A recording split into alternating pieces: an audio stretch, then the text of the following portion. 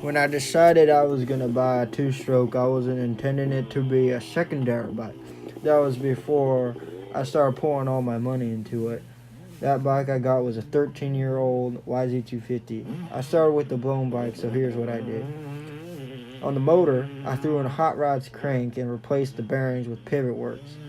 Also, the clutch was fried, so I went ahead and installed a Boysen clutch, covered by a Tusk billet cover. Luckily, the transmission was in good shape. For the top end, I got OEM cylinder and filled it with a Wasco piston. Also, got some V-Force reeds. Thanks to Racetech, I was able to get this bike looking new with some plastics restyle kit. For controls, I went with a ODI podium bars, ASV levers, ODI grips. And the big one was suspension. I dropped off my forks and my rear shock at Racetech and they did a great job, and I got some applied triple crowns.